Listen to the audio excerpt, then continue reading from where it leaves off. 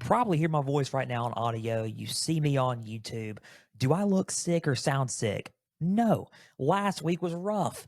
Just getting over a cold, getting over the technological issues. Now we're going back to Pigskin Frenzy for good, full normal. Voice is back. Everything sounds good. You can obviously tell by the start of this intro, I am very, very hyped and excited to be doing the show today. Guys, welcome to Pigskin Frenzy on this wonderful Tuesday afternoon. Thank you for joining us. I'm Joel Norris, and whether you're watching on YouTube, listening on Spotify, listening on Podbean and Apple, a big thank you for taking some time out of your Tuesday to just sit back, watch, and listen to some college football coverage presented by me. Now, if you're watching on YouTube, subscribe to the channel, like each episode, and leave comments down below. Spotify, Podbean, and Apple, all you have to do is just type in Pigskin Frenzy, follow, share around with others. X, Instagram, and Facebook.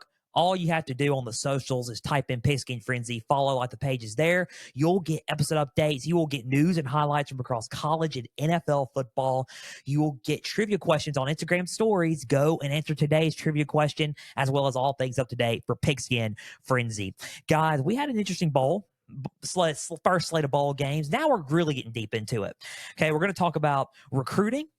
And I'm not just talking about transfer recruiting. We're going to talk about the transfer portal. But we're going to talk a little bit, not too much, but a little bit about high school recruiting, starting out of Nebraska from Georgia. You already heard the news yesterday. We're going to recap the first slate of bowl games quickly, and then we're going to move on because pretty much the majority of the episode, we're picking pretty much of all the bowl games that I'm covering up until the national championship game, which we don't know who's going to be in the national championship yet. But no Christmas episode and no episode next Tuesday on the 26th because of Christmas, and I will not be doing Pigskin Frenzy then. But Pigskin Frenzy will live on spirit, and this week we will do all the games before next week's little mini holiday hiatus before we come back and Revolt Thursday. But subscribe to the channel on YouTube, subscribe and follow on all platforms, Spotify, Apple, Podbean, and keep plugging into Pigskin Frenzy on all platforms. Now, let's just recap it, guys. Let's recap it with our, first slate of bowl games that we covered. Not a lot. We're going to go through this pretty quick so we can get along with the games. Now, the Cure Bowl. And let me go on and tell you something. This game, man, I was 3-1 coming into today. 3-1, no, 2-2 coming into today because I forgot about yesterday's result in the Bahamas Bowl. So 2-2 coming into the day, and this is one of the games I got wrong. I picked Miami, Ohio to beat App State. I was wrong. Final score, App State 13, Miami, Ohio 9.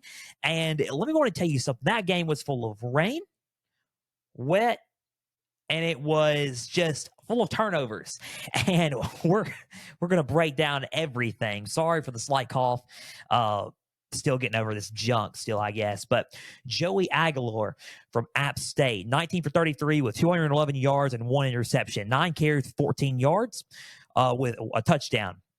Anderson Castle, 20 carries with 119 yards. Kanye Roberts, 10 carries with 48 yards. Caden Robinson, 9 receptions with 118 yards. Malachi Jackson, 3 receptions with 35 yards. Christian Horn, 2 receptions with 22 yards. Eli Wilson, 2 receptions with 16 yards. Dalton Stroman, 10-yard reception. The defense racked up about 3 turnovers. Linebacker Caden Sullivan was the highlight on the defense with 10 total tackles. Let's go with Miami, Ohio. Henry Hedson, 5-for-8 with 16 yards. Maddox Kopp, 1 for 2 with 28 yards. Rashad Amos, 33 carries with 180 yards and a touchdown. Keaton Mazzei, 4 carries with 21 yards. Gage Leverdan, 4 receptions with 36 yards. And the defense racked up 3 turnovers as well. And it was led by Ty Wise with 12 total tackles and 1 sack. So,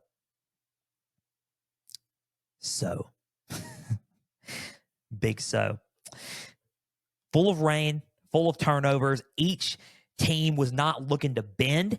And honestly, it was pretty much rained out in Orlando. There was not a lot of people there due to the rain, due to the weather, but these guys gave it their all in this game. They played really tough, very physical.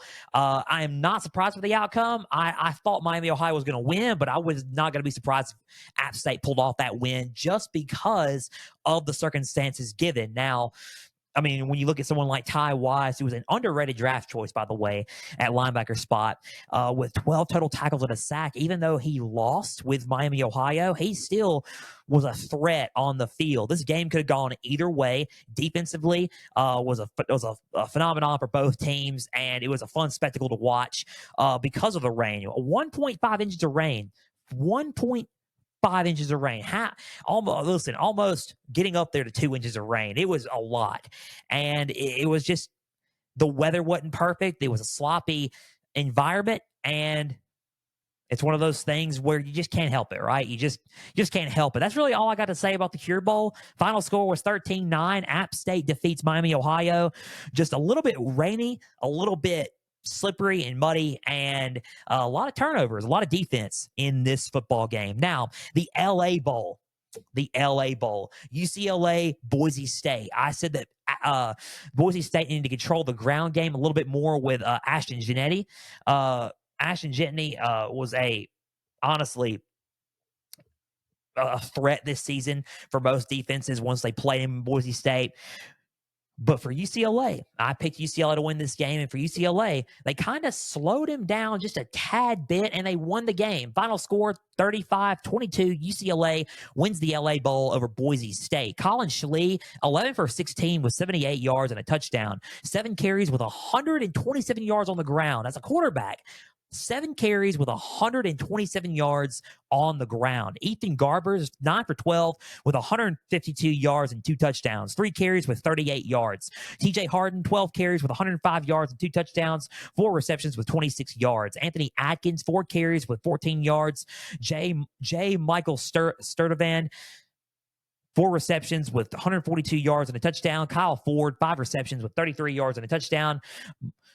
Malaki Tavavo. I said that name plenty of times before I got on the show. Got it right. Malachi Matatavato. Sorry, with my wording. See, when you're a Southerner like me, ladies and gentlemen, you can add this to the show still just for comedic relief. If you're a Southerner like me, you're kind of hard with some of these words. So just bear with me. 2 receptions with 17 yards. Hudson Haberby, 2 receptions with 6 yards and a touchdown. The defense racked up 1 turnover and was highlighted by Darius Muasayo with 11 total tackles. Boise State, George Halani, 17 carries with 138 yards and 2 touchdowns, 45-yard reception. Ashton Jeanette, 17 carries with 85 yards, 4 receptions with 17 yards. Now, Prince Straction, 3 receptions with 37 yards. Billy Bowens, 3 receptions with 23 yards. Safety Alex Tubner was the main factor on defense with 12 total tackles. Now, let's break down the game so I can stop saying all these stats. Now, I just felt like the running game in UCLA's game plan was more effective than Boise State's. And Ashton Jennings is a solid back. He's a solid back, and he most likely will go to the NFL draft as one of those underrated prospects in the running game. Now, when you look at UCLA's ground game and what they did, it was pretty impressive. I mean, you got Colin Schlee, 11 for 16, 378 yards through the air, but on the ground, I mean, look, 127 yards with 7 carries. It's a quarterback. That's a lot. That is quite a lot. So then you got TJ Harden, 105 yards on the ground. Then you have Ethan Garbers, their other quarterback, with 38 yards on the ground. What they were doing on the ground was just a tad bit more aggressive than what Boise State presented in the LA Bowl. Now, when you look at Ashton Jeanette, what he did, and when you look at, I mean, obviously, when you look at CJ Tiller, when you look at George Halani, and what he did, I mean, unbelievable. Those guys were unbelievable. Ashton Jeanette played good, but George Halani was the main force for Boise State on the ground game. I think the running was what excited me about this game the most. But when you look at the game itself, UCLA was just clearly the better team that night, and it was And it just showed. It showed they were the better team that night, and Chip Kelly might have saved his job with that one. So congratulations to UCLA on winning the LA Bowl. And Boise State, listen, Boise State will come back and will be stronger than ever. Going to have to find on who their next starting quarterback will be, but we'll see what they do out west next season in 2024. Final score 35-22. UCLA defeats Boise State in the LA Bowl. Now, it's 10 minutes in. You're thinking, we're going really quick with this. I am going really quick with it. Only because we got a lot of games to cover. and I mean, excuse me for my coughing.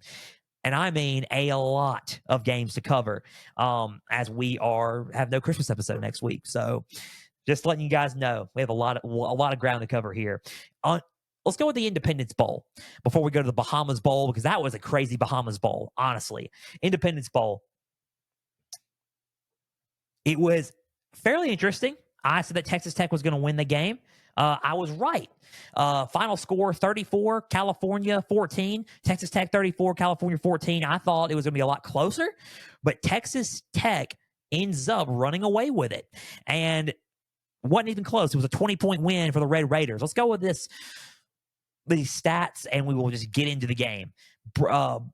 Baron Morton, 27 for 43 with 256 yards, 3 touchdowns, and an interception. Taj Brooks, he played, and he was electric. 21 carries with 99 yards and a touchdown. Cameron Valdez, 12 carries with 35 yards. Coy Aiken, 7 receptions with 160 yards and a touchdown. Xavier White, 5 receptions with 61 yards. Brady Boyd, 3 receptions with 37 yards. Mason Tharp, 3 receptions with 22 yards and a touchdown. Dre McCray, 3 receptions with 19 yards.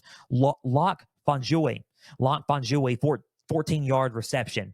The defense was a force to be reckoned with racking up 4 turnovers. Not 1, not 2, and not 3. Not trying to sound like LeBron James here, but 4 touchdowns. Defensive backs Braylon Lux and Malik Dunlap and linebacker Jacob Rodriguez were the main forces. Lux and Dunlap racked up 8 total tackles, and Rodriguez racked up 6 tackles and a sack.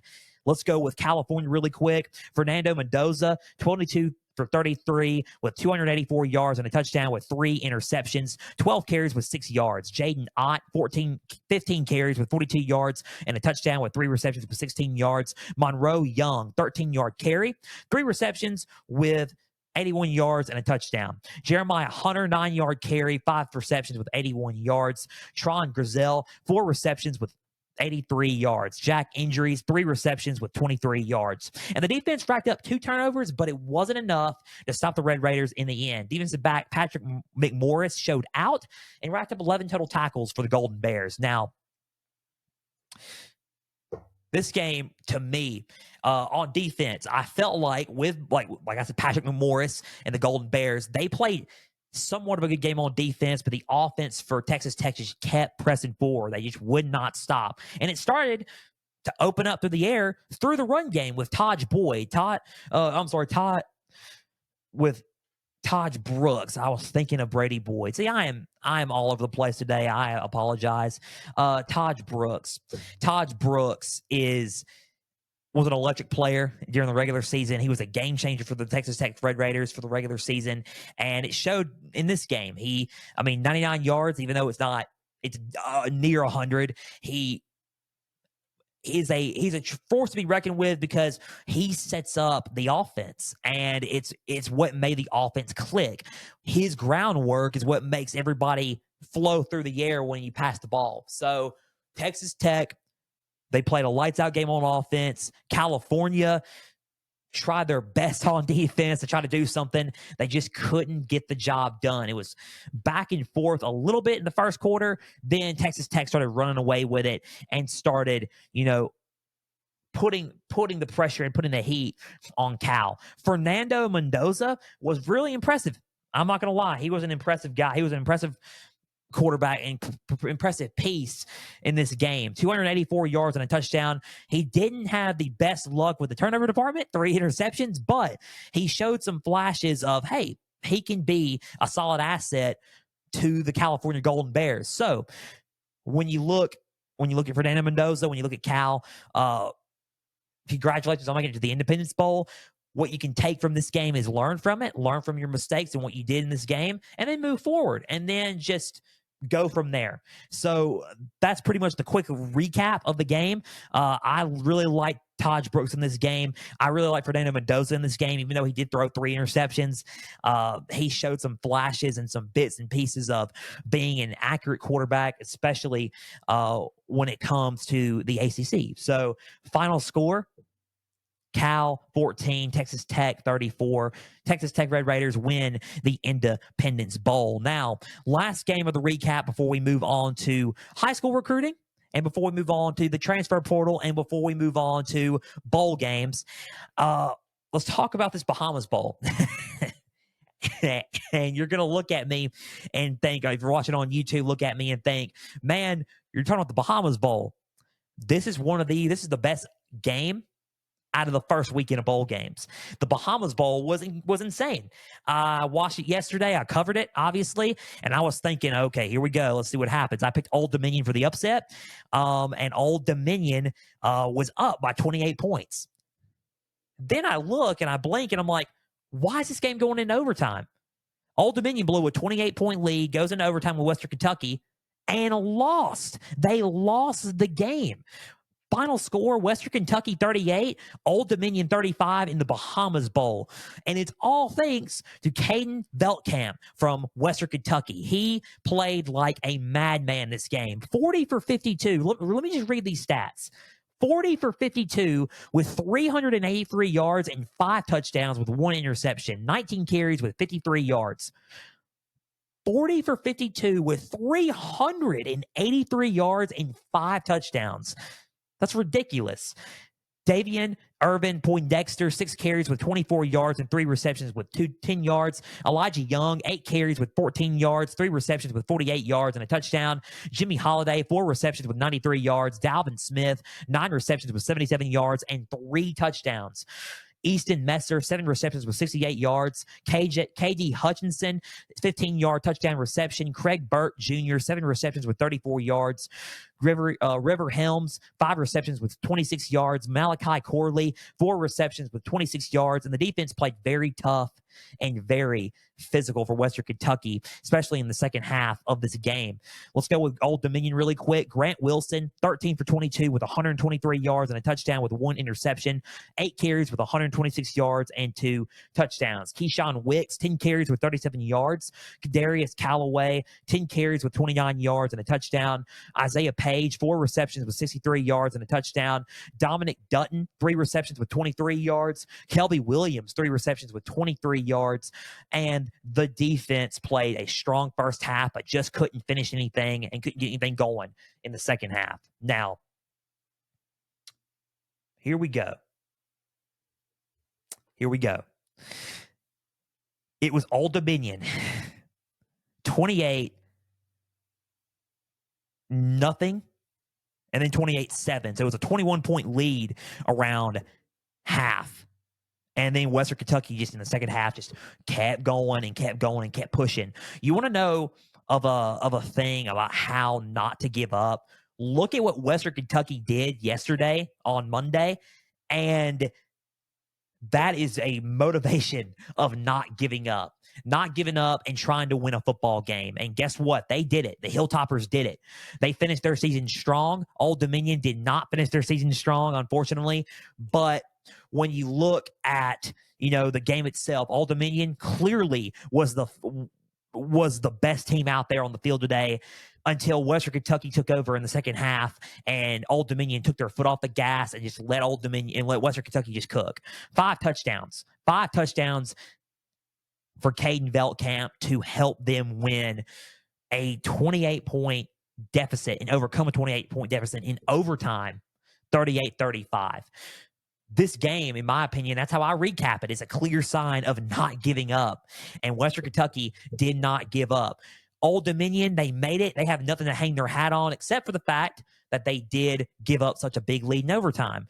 They had the game won. They had it in the bag. It wasn't even close. And they let Western Kentucky come back, and Western Kentucky just Hey, what happened was in the second half, Western Kentucky just had their way. They had their way with them. Old Dominion took the focus off, took the gas off, and just let them go. And it was just, that was one of those games in the Bahamas Bowl. Final score, Western Kentucky 38, Old Dominion 35. That was the Bahamas Bowl. And that was my little quick recap of the first week of in slate of bowl games. We're going to talk about, we're 19 minutes, about to be 20 minutes into the show. We're going to go over transfer portal. We're going to go over a little bit of high school recruiting, talk about the rankings and where everything stands right now before we hit up these bowl games, because again, I've never done this on the show, but we got some games to cover. We got a lot of games to cover here. This is bowl season. This is bowl frenzy. So here we go. Enjoy. Not Bowl Mania, because this is Pigskin Frenzy, Bowl Frenzy. Now, let's talk about the transfer portal, and let's hook up with a lot of who's going where and a lot of what's happening heading into 2024. Transfer portal news, USC five-star quarterback Malachi Nelson, who was recruited there last year and backed up Caleb Williams this season, is entering the transfer portal. This comes out of the heels of the news that Kansas State transfer quarterback Will Howard will transfer to USC. Will Howard will become a Trojan next year. He will be in the Big Ten, and he will most likely start for Lincoln Riley's offense at USC and take over for Caleb Williams coming in to next year. So LSU will be getting a taste of Will Howard, and again, another taste of Will Howard, because they already played him in 2021 in the Texas Bowl. So let's see what they do with USC as they get ready for, LSU in 2024. But Malachi Nelson entering the portal, that's a huge loss if you're USC. He is a solid asset to your football team, don't you think? And when you look at it, it's one of those things where, okay, he was the clear-cut starter until they were diving into the portal for a quarterback. And he's like, wait, what?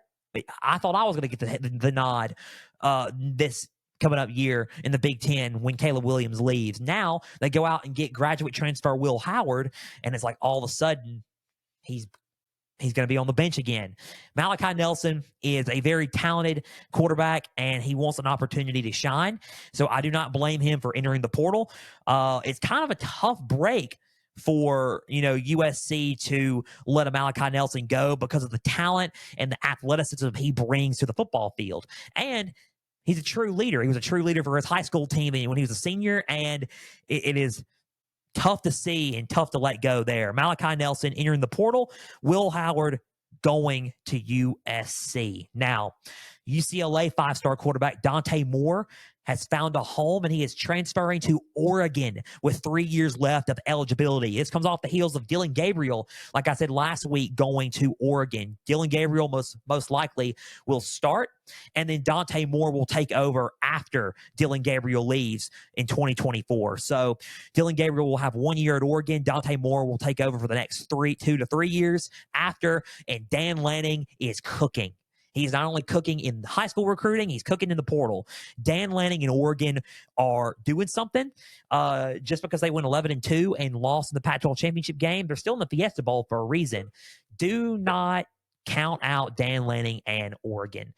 This is a team, and this is a program where it is ran with a mindset of a guy who was under the Saban tree. He was under the Saban tree with Kirby as an assistant, and then he became an assistant with Kirby on his staff at Georgia, the defensive coordinator at Georgia, then went to Oregon. In 2 seasons, he played for a Pac-12 championship game, the last Pac-12 championship game as we know it. They're going to the Big Ten. They have a top 10 recruiting class, top 5 recruiting class last season, and they get 2 big-time quarterback pickups for the portal. They're number 6 currently in the transfer portal rankings. This is a program that is on its way of consistently being a championship contender, and I would just take note of what Dan Lanning's doing in Eugene. Just so you know, that's my thoughts on Oregon. I would just take some notes on what Dane Lanning's doing in Eugene. Ohio State transfer quarterback Kyle McCord has made a decision.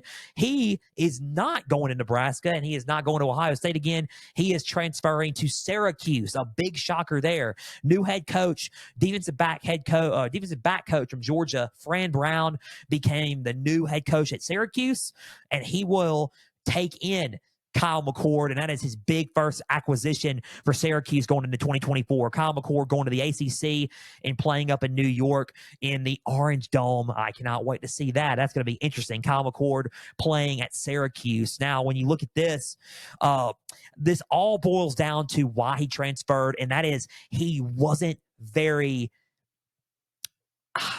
the correct word would be he wasn't very well received, and he had a lot of pressure on him. He had to throw for a certain amount of yards. He had to do this, he had to do that, and Ohio State put a lot of pressure on him. He had a lot of pressure on him, and a lot of people did not give him the proper respect for what he did this season. He led Ohio State to an 11-1 season. He led them to a second place spot in the East in the Big Ten, and he pretty much led him to the Cotton Bowl against Missouri. He pretty much led him to the Cotton Bowl. He's not playing in the Cotton Bowl now. Obviously, he transferred to Syracuse, but he led them to that game. They just did not give him a lot of credit that he deserved, and a lot of credit that he presented to Ohio State in their offense. How did Marvin Harrison play so good and win Biletnikoff? Who threw to him? Kyle McCord. So it's one of those things where he did not get enough proper respect, especially after that Michigan game and after he threw those couple of interceptions in the Michigan game. So Kyle McCord transferring to Syracuse. Congratulations to him, and hopefully finds a good start and a fresh start up in New York. The two of these are interesting, and there's a lot of them that's interesting, but two of these quarterback spots are interesting. Mississippi State transfer quarterback Will Rogers is transferring to Washington. He is replacing Michael Penix Jr. next season in Seattle. What a pickup for Kalen DeBoer and the Washington Huskies as they transition into the Big Ten. Will Rogers will be also. He is second in all-time passing in the SEC. Will Rogers is electric, and he was electric under Mike Leach. And hopefully he's under a system to where he can rule the roost, so to speak, and get back to his roots, and that's throwing the football at a high caliber level. Because Will Rogers is excellent throwing the football. He did it well in Mississippi State, and he did it well with Mike Leach. He had some close calls to where he could have won some games, especially against like LSU. He won the Egg Bowl last year against Ole Miss. He had some close games to where he could turn it around. But now with the talent at Washington and with the coach and with the scheme and everything that's set up there, he could be destined for success up in Seattle. So it's one of those things as a graduate transfer. He graduates from state and then goes as a graduate transfer to play some college football in Washington. Let's see what happens in Washington, and let's see what happens next year in the Big Ten with Will Rogers going to Seattle. That's going to be interesting to see. Duke transfer quarterback Riley Leonard is transferring to Notre Dame. A man that took a hard hit and hurt his ankle against Notre Dame is now joining Notre Dame next season. He is a phenomenal asset to the team, and he will be a phenomenal asset to Notre Dame's offense. Marcus Freeman picks up another big transfer quarterback. Sam Hartman this year, Riley Leonard next year, and Riley Leonard is going to look to make an impact immediately up in South Bend. Good pickup there for Marcus Freeman and the Fighting Irish. Arkansas transfer running back Raheem Rocket Sanders is transferring to South Carolina. Good on Shane Beamer. They needed a running back, and they needed something to bring some spark to the running game. And what better way to do that than the second best running back or third best running back technically in the SEC in Raheem Rocket Sanders. He's top three along with Cody Schrader and Quinshon Judkins. And when you look at Raheem Sanders and what he's done, he's just unbelievable, man. He is literally a rocket. He's fast, he's shifty, and he brings a little bit of power to his groundwork and his ground game. So Raheem Sanders Transferring to South Carolina, the Gamecocks needed a running back, and they got him with Raheem Sanders. South Carolina transfer wide receiver Juice Wells is transferring to Ole Miss. Big time pickup there for the Rebels and for Lane Kiffin. They already have loaded talent coming back with Jackson Dart, Trey Harris, Jordan Watkins, and Dayton Wade. Now they're adding another receiver to that already loaded locker room with Juice Wells. And Juice Wells going into this year, along with Malik Neighbors, was one of the best in the conference. And now he for sure will probably be one of the best going in this season. You got Trey Harris on one side, Dayton Wade, Jordan Watkins, and now Juice Wells. Take your pick on who you're going to guard.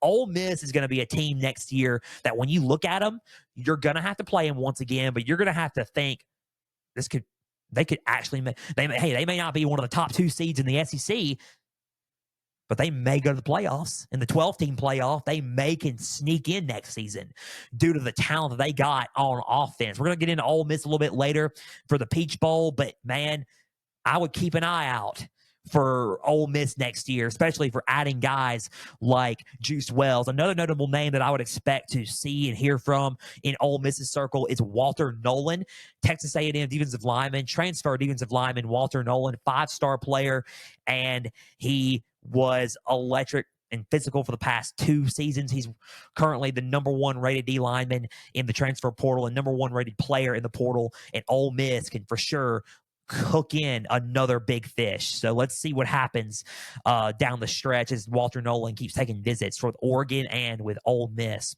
Alabama transfer wide receiver Ja'Cory Brooks is transferring to Louisville.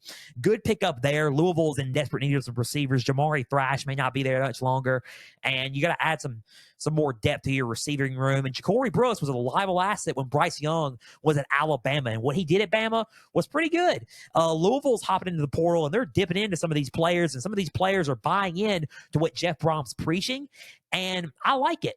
I really do. I like what Louisville's doing in the portal. I like what Louisville's doing in recruiting and what Jeff Brom's doing up there. So good acquisition and good pickup for Jeff Brom, and the Cardinals are going after Ja'Cory Brooks for next season. And last but not least, Texas A&M transfer tight end Jake Johnson is transferring to North Carolina with his brother. So that's pretty good there. He's transferring to go play tight end for the Tar Heels with his brother. Max Johnson may become the next starting quarterback for the Tar Heels in Matt Brown's system in the ACC. So let's see what happens there. Jake Johnson going to North Carolina with Max Johnson. So here's the transfer portal rankings, and let's just talk about this for a second. Right outside the top 10 are Kentucky and Wisconsin, and what they're doing in the portal is electric. I mean, Jamori Macklin, North Texas wide receiver, transfer to Kentucky. Brock Vandegrift from Georgia, transfer to Kentucky. Kentucky's doing some stuff. Tyler Van Dyke, a huge name out of Miami, is now transferring to Wisconsin. So what they're doing in the portal is awesome too. So 10 and 11 respectively, Kentucky and Washington. Number 10, Washington. After that big pickup for Will Rogers, I mean, that's going to be something there. So number 10, Washington. Number 9, Notre Dame. Number 8, Texas Tech.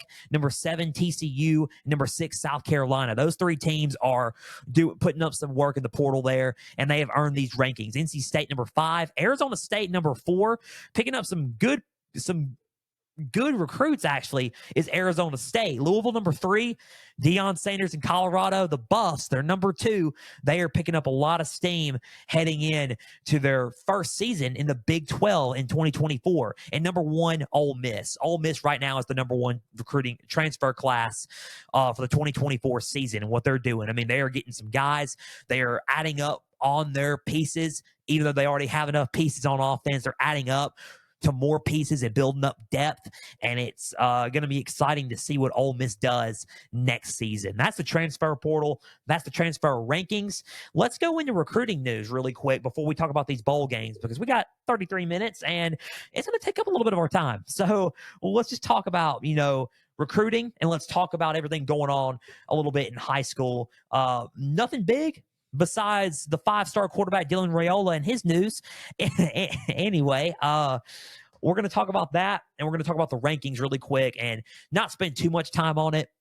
but we're going to just talk about it a little bit because we're going to have plenty of chances to talk about recruiting, especially in February as we get ready to National Signing Day. We're going to try to have a National Signing Day episode here for Pigskin Frenzy for college. So 5-star quarterback Dylan Raiola was committed to Georgia. He was dead set on Georgia, but there have been some rumors that he was opening up his recruitment a little bit and he was going to talk to Nebraska. Matt Rule in Nebraska trying to dip into high school recruiting, trying to dip in to see what they can get. And they landed a big fish because he landed in Nebraska and he felt comfortable there. So 5-star quarterback Dylan Raiola has flipped his commitment from Georgia to Nebraska. He is now officially committed to Nebraska.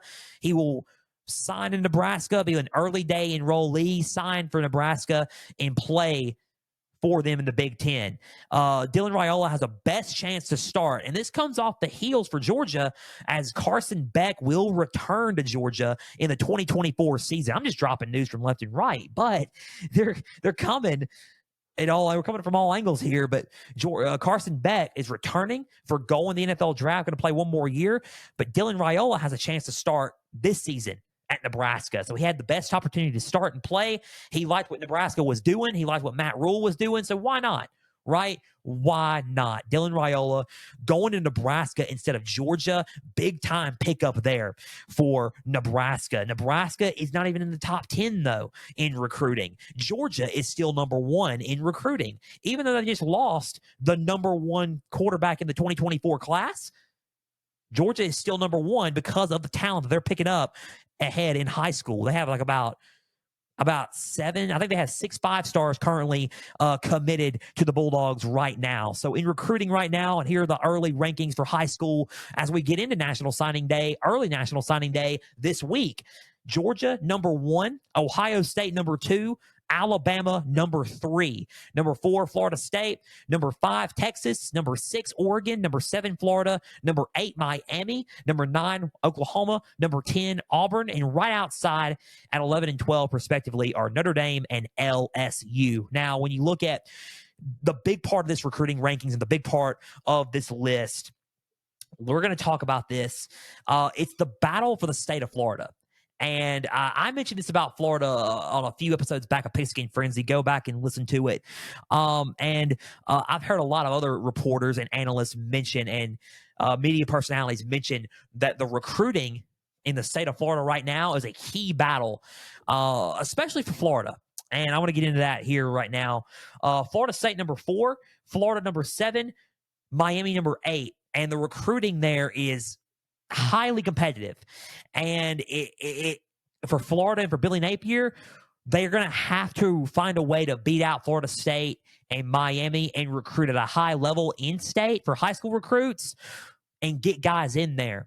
A recruiting class, a solid recruiting class for 2024 by year 3 by Billy Napier was guaranteed at one point. And I've been hearing some rumblings that right now it's been a little bit hearsay, kind of. And I'm hoping that's not the case because Florida really needs this recruiting class. And prime example, one of the top quarterback prospects in the top 5 quarterback prospect in 2024 is none other than DJ Lagway from Florida. So DJ Lagway is committed to Florida, but there's been rumors of him thinking about decommitting and all this stuff, and I'm hoping that's not the case. But as of now, fact check, as of now, he is still committed to the University of Florida. But picking him up and building the class around him is a key for Florida. And to not people decommit or flip their commitments and go somewhere else and open up the recruiting process for elsewhere. Florida at the number 7 spot is a good way to kick off early National Signing Day, but how is it going to end in February? How is it going to end in February? Are they going to finish in the top 10? Are they going to finish outside the top 15, the top 50? Who knows? But Florida right now needs this recruiting class because it's going to depend on it, especially for security of jobs and for especially going into this 2024 season for the SEC, because the SEC schedule reveal happened last week. We all saw it, and let me go on and tell you something. It's a tough schedule out there. It's a tough schedule out there for Florida, and I think a good recruiting class for Florida is suffice. Now, for Florida State and Miami, they also need to be competitive in the state of Florida when it comes to recruiting, because there's multiple ways of talent coming from different states: California, Georgia, Mississippi, Louisiana, Texas, for sure, everywhere. Florida is one of those states. It's one of those states where talent just comes in, and getting talent in Miami and Florida State is big.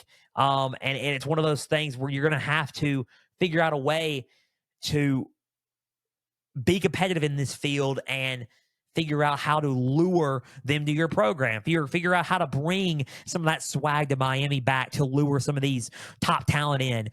Talk about what happened with Jordan Travis with Florida State this year and how they can try to make a run at 13-0 and be a part of something great at Florida State. Sales pitch them on palm trees, flip-flops, and shorts, and sell them on the state of Florida and what makes the university so special in Florida. Florida, very highly competitive battleground for recruiting in the top 10 this year. I would keep an eye on those three schools and where each of them are going to finish in February. So let's just figure that out in February. That's my little bit of a TED talk about recruiting and the transfer portal. And let's move on and conclude today's episode of Pigskin Frenzy for the next, I don't know, we'll hope maybe 20 minutes, I guess, of bowl games. Hopefully it won't take that long, but let's see. Bowl games and previewing predictions to conclude today's episode of Pigskin Frenzy. Gasparilla Bowl, Georgia Tech versus UCF. That's happening Friday. And let me go on and tell you something, guys. It's Christmas, by the way. Merry Christmas. I didn't even wear my Christmas sweater. It's Christmas time. Bowl season's in the air. It's bowl frenzy. I can't wait for it. And we're going to kick it off with a very interesting showdown for UCF here. And what they have to do. They have to figure out a way to trip up Georgia Tech on third down. And they're 34th in third down completion percentage. So I would highly suggest using that to your advantage, getting Georgia Tech off the field and tripping them up on third downs and not letting them happen and slip on third down. For Georgia Tech, you're going to have to find a way to slow down John Rice Plumlee in this offense, because in total offense and FBS, they're seventh in total offense and FBS in college football. So you're going to have to find a way to slow down John Rice Plumlee in this offense from scoring points, and you're going to have to find a way to capitalize on trying to slow them down, if that makes sense. So who wins this ball game? I think it's going to be close. I think that UCF does enough to beat Georgia Tech and ice this one and go 7-6. UCF by a score of 34-28. UCF 34, Georgia Tech 28, 7-6 UCF, Georgia Tech 6-7, and they both finish their seasons on a little bit of a learning note and good note, because listen, UCF had a okay run in the Big 12, but now it's going to have to try to tune it up a little bit. Georgia Tech, they're on the right path. Brent Fry's not doing. He hadn't played bad. He hadn't coached bad. First year, let's see what Georgia Tech does next season. So UCF wins it 34-28 in the Gasparilla Bowl. Next up, the Armed Forces Bowl, James Madison versus Air Force. This matchup's intriguing because it's a 11-1 James Madison out of 8-4 Air Force. Both of these two teams in the group of five were highly electric. James Madison played really good football. They won the Sun Belt, and Air Force, obviously in the Mountain West, pretty good football team. That's all I got to say. Pretty good football team, especially on the ground, and that's what we're going to talk about. For Air Force, you got to establish that rushing offense. You're second in rushing offense. In running the football, you were second overall in college football. So if I'm the Falcons here, I'm establishing the run game. I'm running it down their throats, and I'm picking up yard after yard on the ground to try to tire that defense out and to try to make them quit by running the football and keeping it on the ground. So that's my take. Have a balanced attack if you're Air Force on the ground. For James Madison, you got to limit their time of possession. Air Force and time of possession is good because of their ground game and their rushing attack.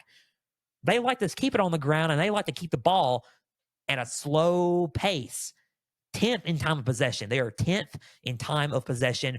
They like that a lot. So do not play into Air Force's mode.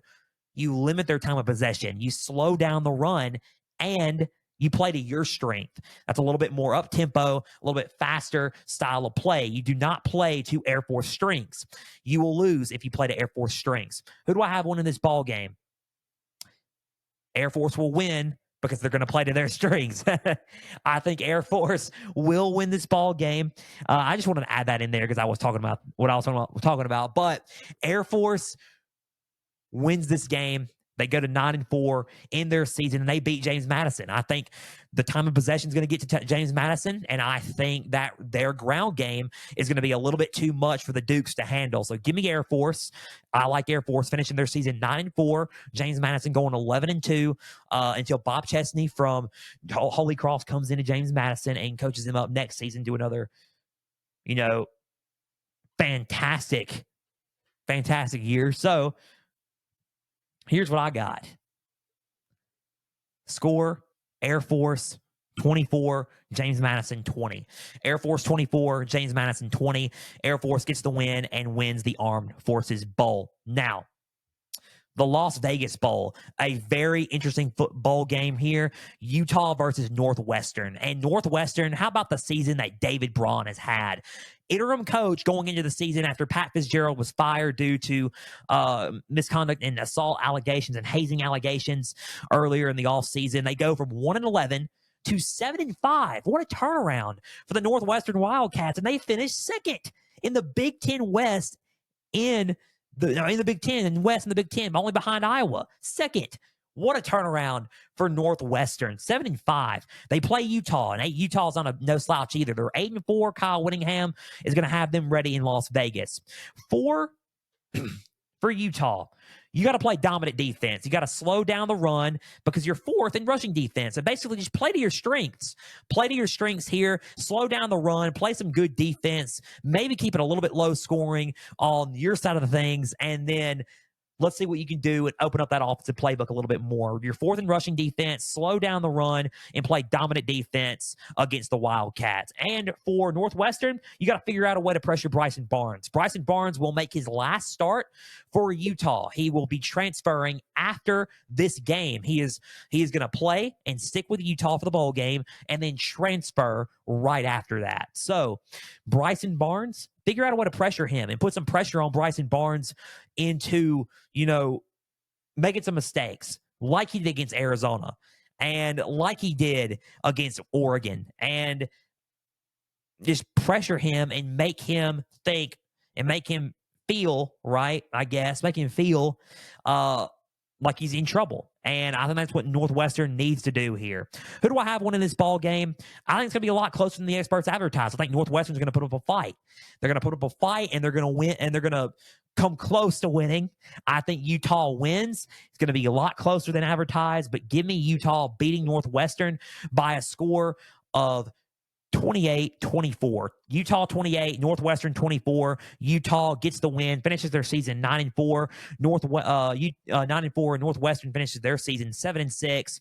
Heartbreaker for Northwestern, but not really a heartbreaker because 7-6. I'm taking that if I'm a Northwestern fan. I am taking that. The Duke's Mayo Bowl. North Carolina versus West Virginia. 8-4 versus 8-4. How about Neil Brown? Neil Brown was in trouble this season, folks. He was in trouble. Everyone was writing him off. I was one of those people. I didn't think he was going to last this season, if I'm being completely honest. But he turned it around, and they're 8-4 in the Duke's Mayo Bowl, and they now have a shot at capitalizing. No Drake May. Drake May has declared for the NFL draft. He will not play for North Carolina in the game. Connor Harrell, freshman quarterback, is expected to start the game.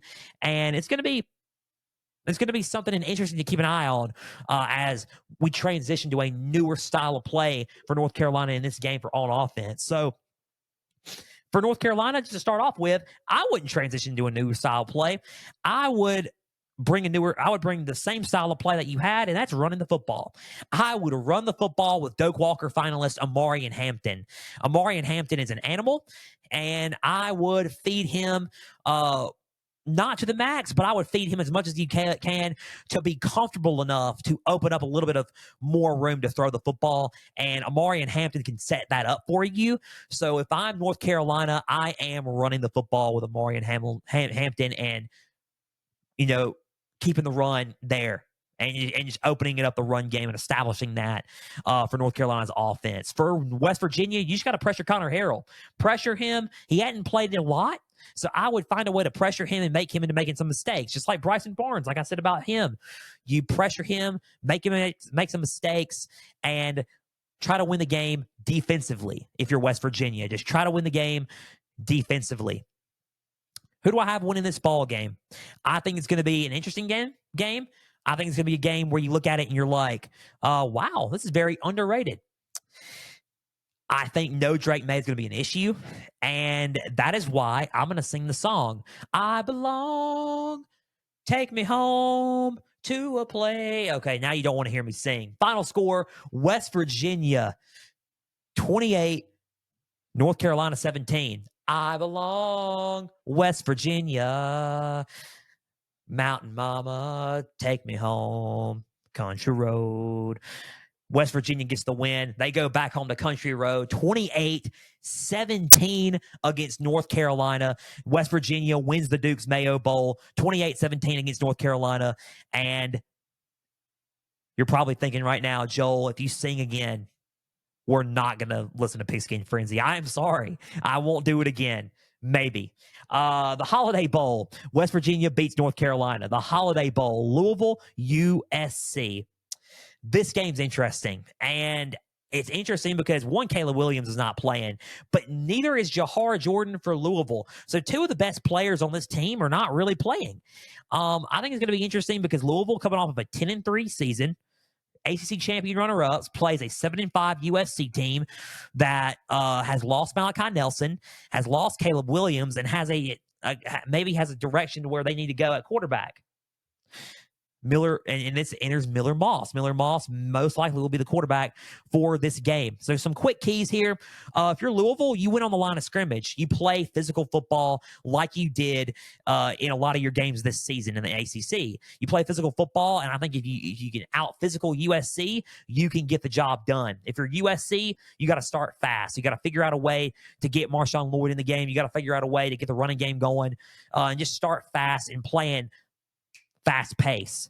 And they're trying to get everything going. And that's how you win. Play up to what Lincoln Riley preaches, and you should be okay. Who wins this ball game?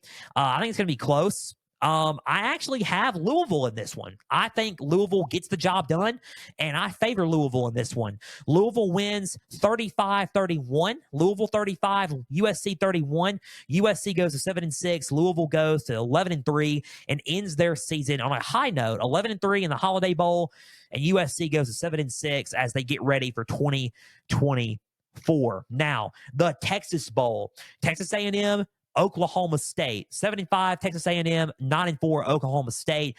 Oklahoma State coming off of a huge loss to Texas in the Big 12 title game, but A&M is also coming off of a huge loss to LSU in their last game of the regular season. But A&M is looking for an eight-win season, and they could get that against a pretty solid Oklahoma State team. For A&M, big key here, and it's just like I said about everybody else with Oklahoma State, contain and slow down Ollie Gordon II. He is the Doak Walker Running Back Award winner for a reason. The best running back in college football.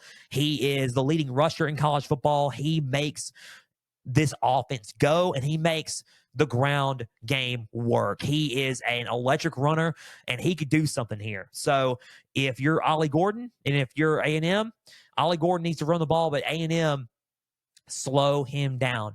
I'm looking at you guys. Slow down. Slow him down. Figure out a way to not let it pull a page out of your rival Texas's book and figure out a way to slow him down. That's my key on that. Slow down Ollie Gordon II. And for Oklahoma State, you got to match Texas A&M's physicality. If you match their physicality here, you have a shot at doing this. You got to match them up front. I'm just going to say this. A&M is one of the most physical football teams in college football. Not only in college football in the SEC, but they are very physical. They're up there with Alabama and Georgia when it comes to physicality. And I think this is going to be a very physical game for Oklahoma State. And if they want to win, they got to match that intensity with A&M up front. So if you look at it and break it down, that's what it is. Physical game. And if he can slow down Ollie Gordon, who wins this ball game? Back and forth. I think it's going to be a close one until the very end. I like Oklahoma State in this one by a little bit. And I'm talking about by a field goal. I think Oklahoma State beats Texas A&M by a field goal.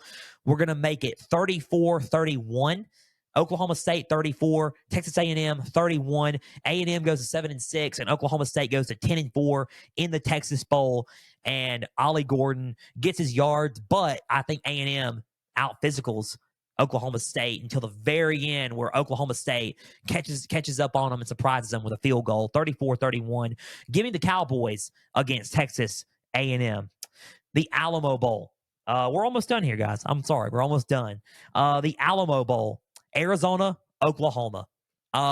These are some more questions than keys, really. But, I mean, questions for keys nonetheless.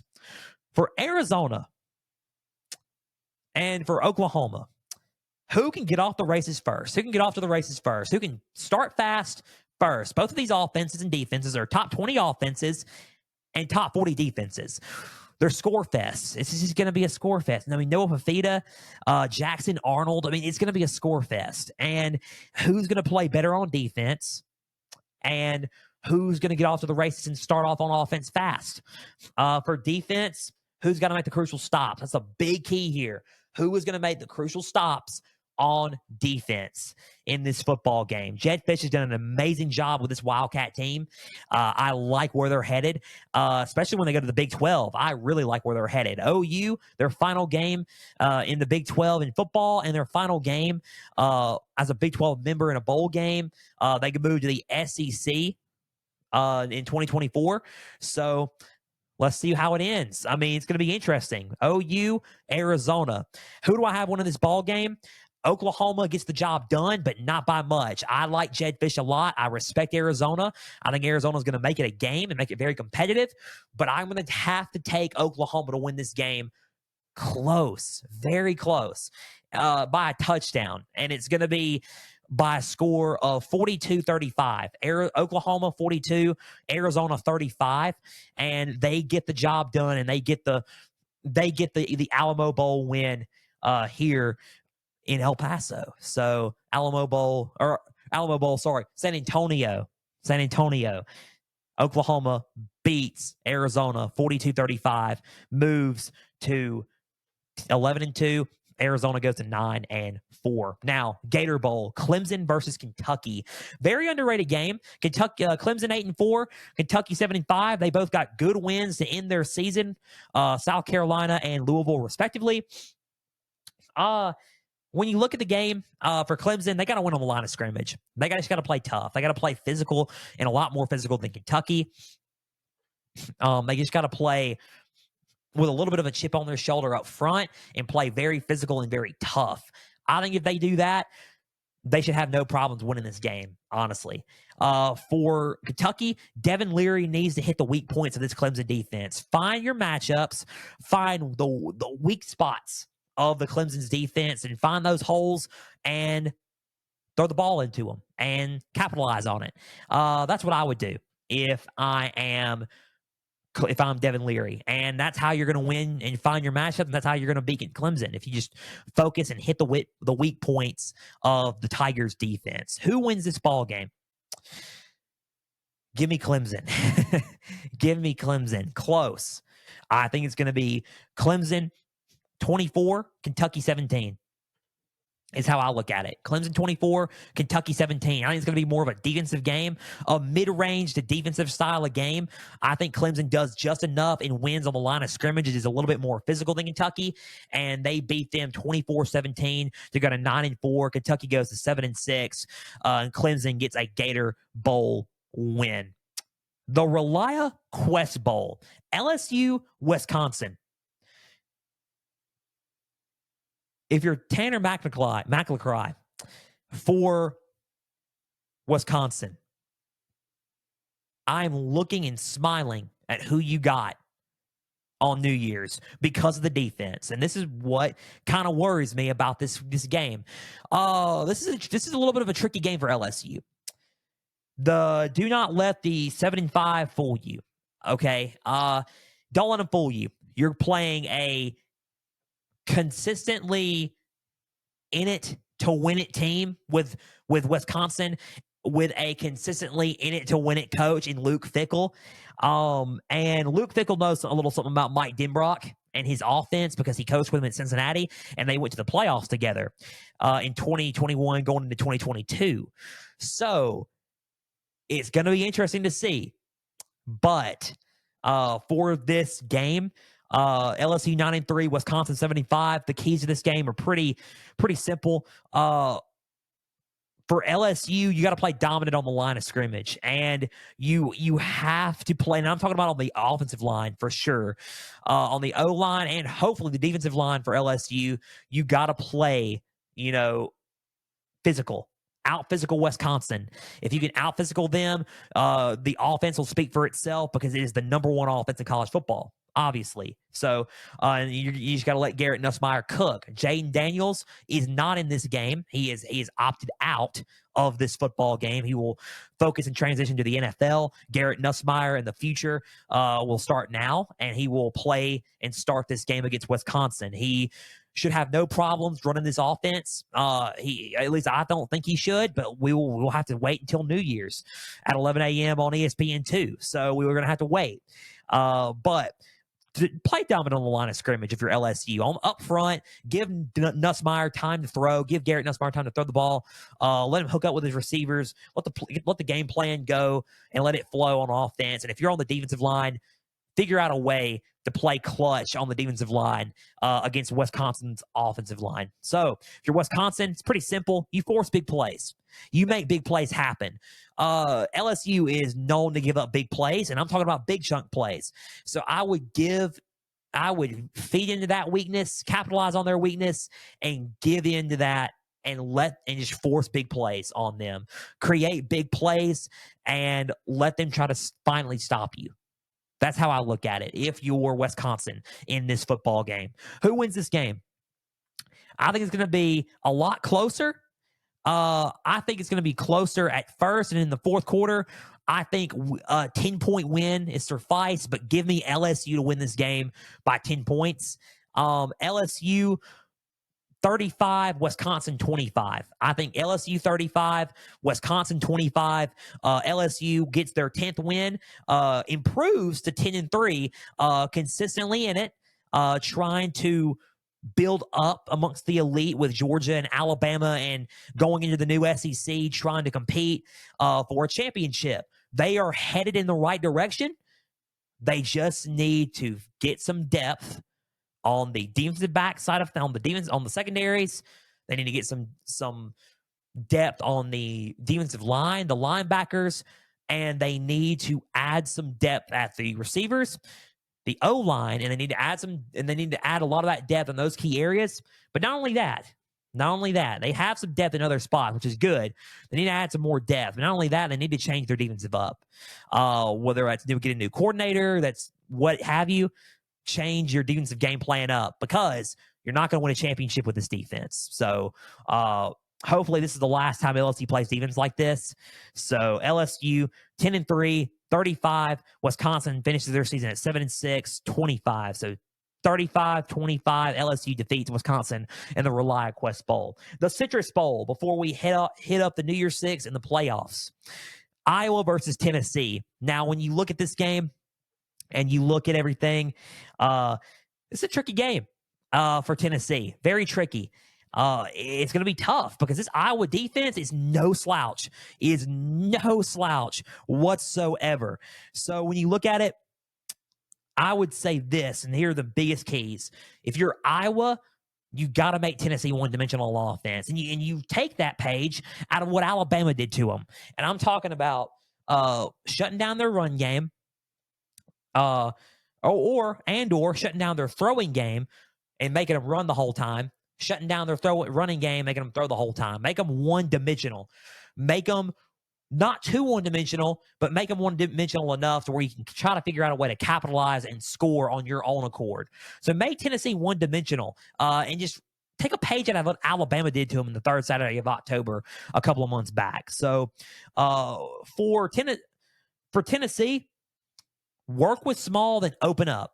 And I mean by that is work with small, then open up to the big plays. Little small slip passes or little small runs to open up. Take a little bit of a small big shot and then boom, hit them right in the mouth. That is what you got to do against this Iowa defense. This Iowa defense is salty enough to catch on to a lot. So if you do stuff like this and weaken them a little bit, you can win the ball game. Who do I have winning this game? I think Tennessee wins this game. I don't think Iowa really has the offensive firepower to score. And to score with Tennessee and Josh Heupel. So Tennessee wins this game by a score of 17-7. I think Tennessee wins 17, Iowa 7. And I think that's a suffice score as Tennessee finishes their season 9-4. And Iowa goes to 10-4. Now, New Year's 6. Going into the college football playoff. This is what we've been waiting for. This is what we've been waiting for all year. First New Year's 6 game, Cotton Bowl, Ohio State versus Missouri. 11-1 versus 10-2. Who thought that Eli Drinkwitz and Missouri were going to be in the spot? Come on. Show of hands. I can't see you guys. You can see me, though. By show of hands, who thought they were going to be in this spot?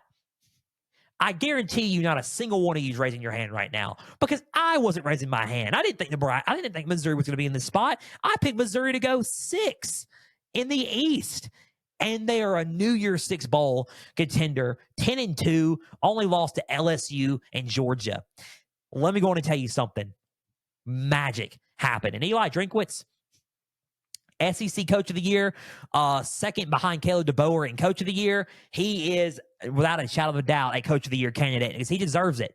He's the man. Eli Drinkwitz turned this program around in 1 year and saved his job as well. So good on Eli Drinkwitz. That's all I got to say. Good on Eli Drinkwitz. Cotton Bowl, though. For Ohio State, you really got to slow down Cody Schrader. For Missouri, they're facing a team that is still Ohio State. And Ohio State is a team where you look at them and you're like, okay, they could slow down Cody Schrader if they wanted to, but could they? Cody Schrader, one of the best in the SEC, but one of the best in college football as well, Doak Walker finalist. What he did was unbelievable this season. Yards per carry, yards after catch, yards after acceleration, everything with Cody Schrader. He's been a dominant runner for Missouri.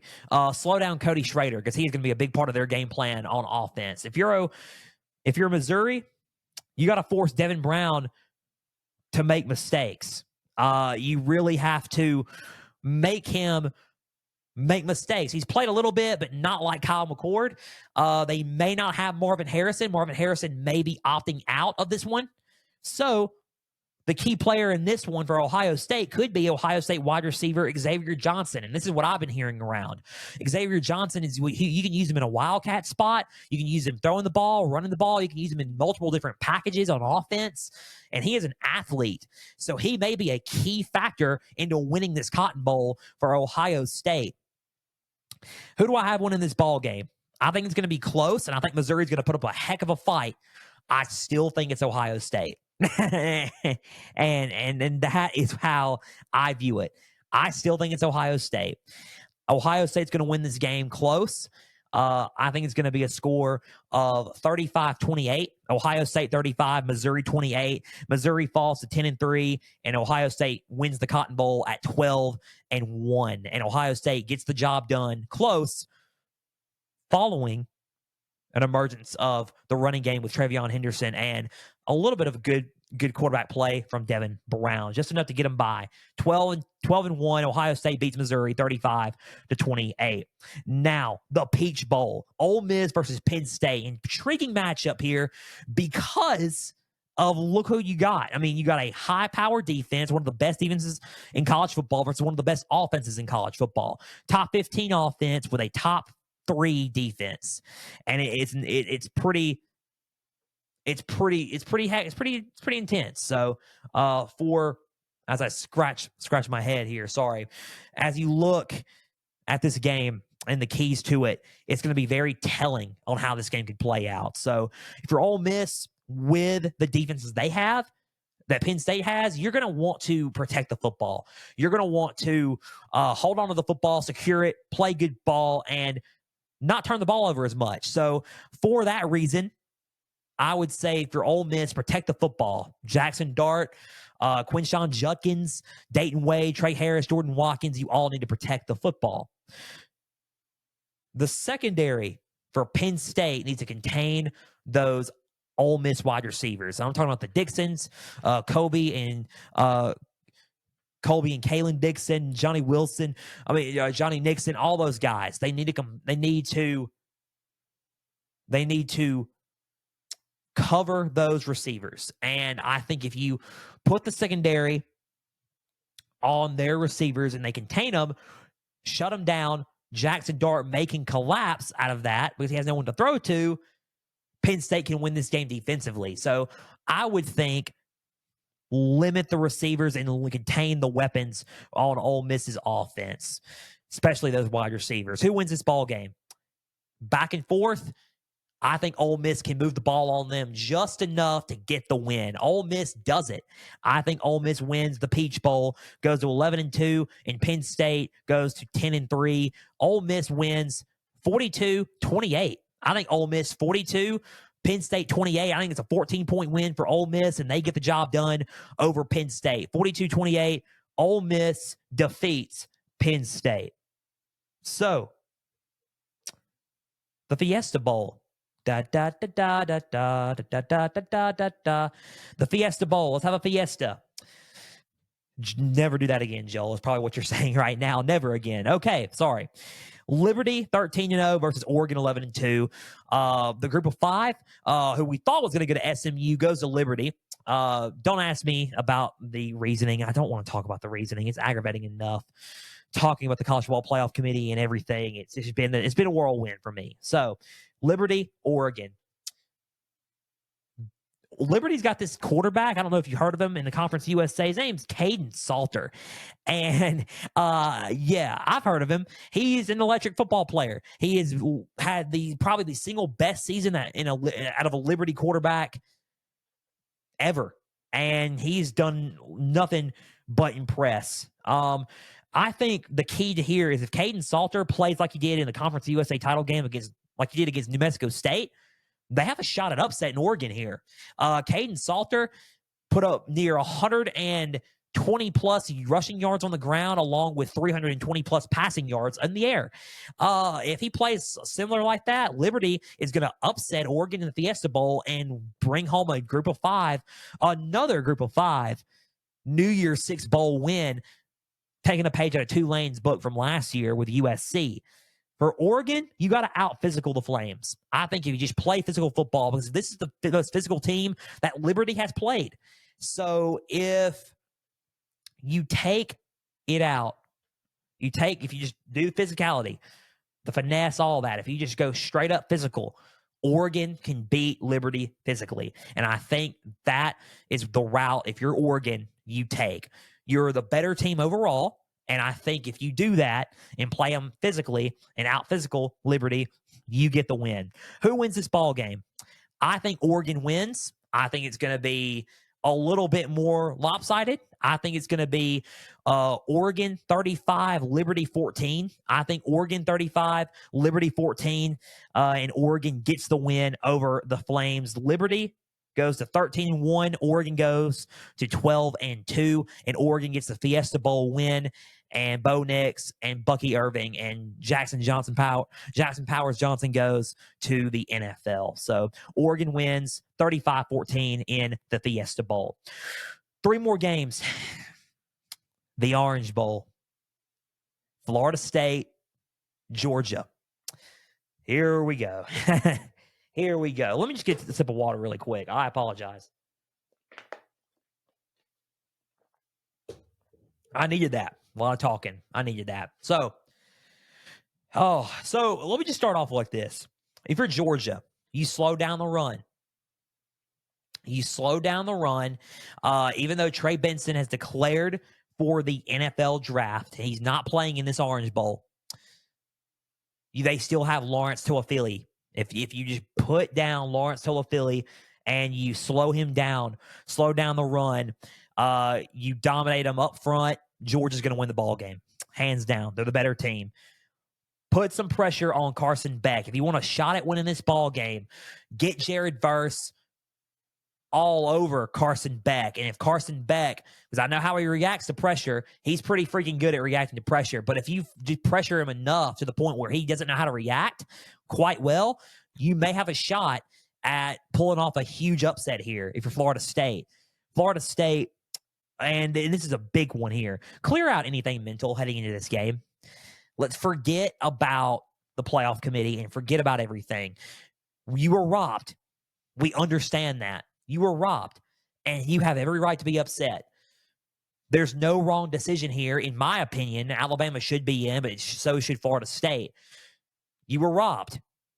But let's focus on what we got now. And what you got now is an Orange Bowl game to where you can prove everybody wrong by beating the defending back-to-back national champions in Miami. So, not only that, with a second and or third string quarterback. So, that is the biggest factor that you could get, and the biggest thing that you could get to cap off this season would be a pull off a miracle upset against the back-to-back champions. And just forget about the College Football Playoff Committee. Who wins this ball game? It's hard for me to sit there and deny Florida State's defense, because Florida State's defense has been quite electric, especially in that Louisville game. However, I say this game is going to be close in the third quarter. I think Georgia, mid to late third, runs away with it and gets the win. You're going to hate me for saying that. You're going to really hate me, guys, for saying that. Are you serious? So, I think Georgia wins. They run away with it. Final score, 38-17. You're going to be like, are you serious? Yes, 38-17. Georgia 38, Florida State 17. I think it's going to be close at first. I think it's going to be 17-17 and a half, and they run away with it. 38-17. Georgia beats Florida State, beats them pretty good and decisively, and goes to 13-1, while Florida State falls to 13-1, and they end both of their seasons. Playoff time. Let's go. An hour and 16. It is the longest episode we've done here. Bowl Frenzy episode for Pigskin Frenzy. So two more games, then we're going to conclude today's episode of Pigskin Frenzy. The Sugar Bowl, Texas and Washington in the Sugar Bowl playoff semifinal. This game's going to be very interesting. I had both of these teams in. And I think it's going to be an interesting game where it's all about physicality. And I think it's about, honestly, containing the receivers a lot. For Texas, you got to contain Washington's receivers. You got to find a way to stop Roma Dunze, stop Jalen McMillan, stop Jalen Polk, stop Jack Westover. You got to stop all these guys and slow these guys down. Find a way to contain that. And then not only that, contain Dylan Johnson. He's been in a wrecking ball here late in the second half of the season, and he's going to be a factor in this game. So if you're Texas's defense and what Texas did to y'all, what Washington did to you guys last year, I would watch out for this. And it's an Alamo Bowl rematch. For those of you guys who didn't watch the Alamo Bowl last year, Washington did beat Texas. So Dylan Johnson, Michael Penix, same guys, contain it and do a lot better at slowing them down this year than you did in the Alamo Bowl. That's one. And if you're Texas, or if you're Washington, you got to beat Texas physically. Texas is a lot more physical this year than they were last year. A lot more physical. And you got to be physically challenging to them. You got to challenge them physically. I think Texas right now presents the most physical challenge against Washington so far, besides Oregon. So far up to date, Texas is the most physically challenging football team that Washington has faced. So physicality is going to mean a lot. Who wins this ball game? Who goes to the national championship? I think it's going to be a back and forth game. It's going to be the closest game of the playoff. Are you saying, are you serious? Yes, I do. I think down to the wire, 38-35, Texas defeats Washington and goes to the national championship. Sark and Quinn Ewers gets it done. 38-35. Texas 38, Washington 35. Washington goes to 13-1. Texas goes to 13-1. 13-1 Washington, 13-1 Texas, and Texas defeats Washington 38-35 and goes to the national championship game. And I think Quinn Ewers does enough in this game to pull some of that magic in New Orleans to win a Sugar Bowl, but get Texas back to the national championship game. Rose Bowl, last game before we conclude today's episode of Pigskin Frenzy, the Rose Bowl playoff semifinal, Alabama versus Michigan. Save one of the best for last, and I'm going to do this one because I am going to talk about it.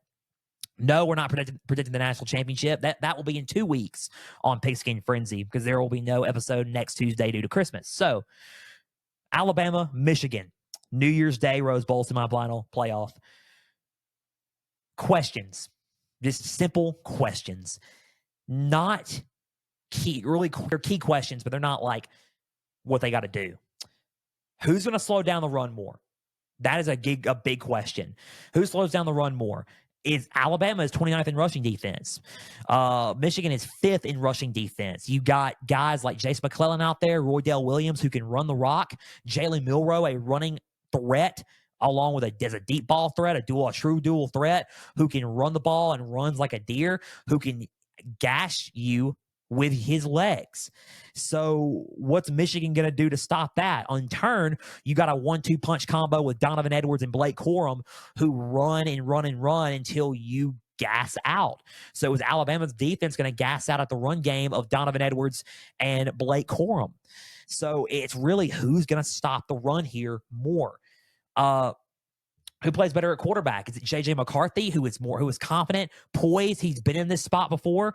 He has played in semifinal games like this before. Fiesta Bowl last year against TCU, playing in a Rose Bowl in Pasadena against Bama. Confident, is used to it. Three-time Big Ten champion. Or is it Jalen Milroe? Jalen Milroe, a dual threat who doesn't seem to be afraid of all of it, who's enjoying the moment, coming back next year to Alabama, by the way. He announced that the other day, and enjoying everything. And he played a good game against a pretty much in one of the best teams in college football in Georgia. So who plays better at quarterback? And who is more physical? Who's more physical up front? Who plays physical on the line, on the D line, on O-line, everywhere? Who plays more physical? Who plays a better brand of physical football in this game? Protecting your blocks, blocking correctly, tackling aggressively, just playing physical football. Who wins this ball game? In my eyes, it is, I've said this all year, that Michigan is the most complete team in college football. I still believe that wholeheartedly. And one could argue that at one point I said that they were going to win they could win a national championship, and guess what? They win this game, still can win a national championship. But in my eyes, and I said this during the offseason, you count Nick Saban out, you back them into a corner, is the last thing you want to do. Go back and listen to what I said in the summer and during the offseason this past summer, and listen to what I said. The last thing you wanted to do was back Alabama into a corner. And the thing that you could have done was leave them out of the playoffs, but you didn't leave them out of the playoffs. Alabama wins this football game. I think Bama's going to beat Michigan. You're going to think, are you serious? Hyping up Michigan all year, then you just turn around and go with Alabama. I think Bama wins this football game. I think Bama's going to win by a score of 31-21. I think it's a 10-point win. Alabama 31, Michigan 21.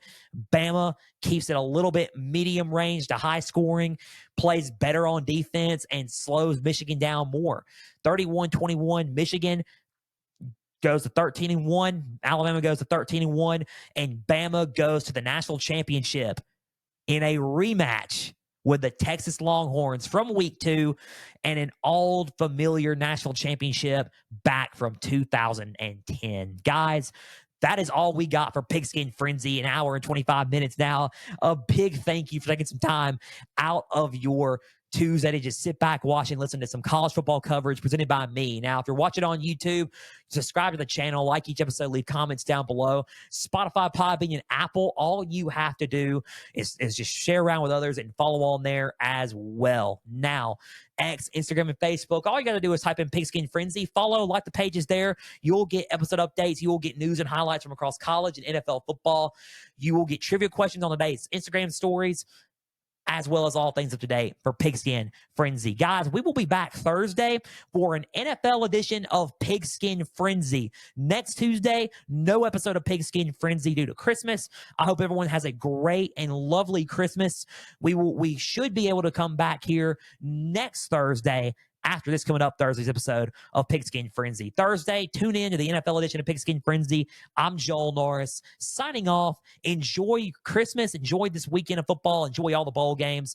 And guys, please, please, please stay the course.